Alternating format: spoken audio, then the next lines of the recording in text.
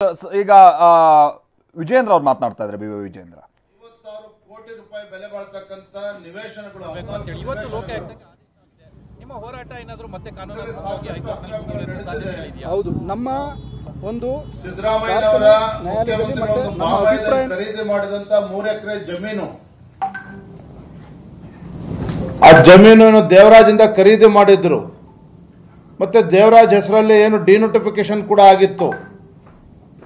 ಇವೆಲ್ಲವೂ ಕೂಡ ಕ್ರಮಬದ್ಧವಾಗಿ ಇರಲಿಲ್ಲ ಅನ್ನುವ ಅಂಶವನ್ನು ಕೂಡ ಈ ಕೆಳ ನ್ಯಾಯಾಲಯ ಜನಪ್ರತಿನಿಧಿಗಳ ವಿಶೇಷ ನ್ಯಾಯಾಲಯ ಇವತ್ತಿನ ತೀರ್ಪಿನಲ್ಲಿ ಗಮನಿಸುತ್ತಾ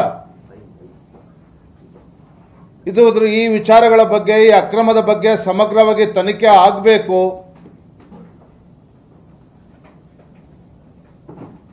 ಮೈಸೂರಿನ ಲೋಕಾಯುಕ್ತ ಪೊಲೀಸರು ಯಾಕೆ ಅಂತ ತನಿಖೆ ಮಾಡಬೇಕು ಆದೇಶ ಮಾಡಿದ್ದಾರೆ ಅಂತ ಹೇಳಿದ್ರೆ, ಮೂಡ ಇರ್ತಕ್ಕಂಥದ್ದು ಮೈಸೂರಿನಲ್ಲಿ. ಹಾಗಾಗಿ ದೂರುದಾರ ಮೊದಲು ದೂರನ್ನು ನೀಡಿದ್ದು ಮೈಸೂರಿನ ಲೋಕಾಯುಕ್ತ ಪೊಲೀಸರಿಗೆ ದೂರನ್ನು ನೀಡಿದ್ರು. ಆದರೆ ಆ ದೂರನ್ನು ನೀಡಿದಂಥ ಸಂದರ್ಭದಲ್ಲಿ ಲೋಕಾಯುಕ್ತರ ಪೊಲೀಸರು ದೂರನ್ನು ಸ್ವೀಕಾರ ಮಾಡಿರಲಿಲ್ಲ. ಆದರೆ ಇವತ್ತು ವಿಶೇಷ ನ್ಯಾಯಾಲಯ ಆದೇಶ ಮಾಡಿದೆ, ಮೈಸೂರಿನ ಲೋಕಾಯುಕ್ತ ಪೊಲೀಸರು ಮೂಡ ಹಗರಣವನ್ನು ತೆಗೆದುಕೊಂಡು 3 ತಿಂಗಳಲ್ಲಿ ಇದ್ರ ಬಗ್ಗೆ ತನಿಖೆ ನಡೆಸಬೇಕು, 3 ತಿಂಗಳಲ್ಲಿ ವರದಿಯನ್ನು ನೀಡಬೇಕು ಅಂತೇಳಿ ಈಗಾಗಲೇ ವಿಶೇಷ ಜನಪ್ರತಿನಿಧಿಗಳ ನ್ಯಾಯಾಲಯ ಈಗ ಆದೇಶವನ್ನು ಮಾಡಿದೆ ಇವತ್ತು. ಅದರ ಅರ್ಥ ಮೈಸೂರಿನ ಲೋಕಾಯುಕ್ತ ಪೊಲೀಸರು ದೂರುದಾರ ಸ್ನೇಹಮಯಿ ಕೃಷ್ಣ ಅವರು ಇವತ್ತು ಬಂದಿರತಕ್ಕಂಥ ತೀರ್ಪಿನ ಆದೇಶದ ಪ್ರತಿಯನ್ನು ತೆಗೆದುಕೊಂಡು ಯಾವ ಸಂದರ್ಭದಲ್ಲಿ ಅಲ್ಲಿ ನೀಡ್ತಾರೆ ತತ್ಕ್ಷಣ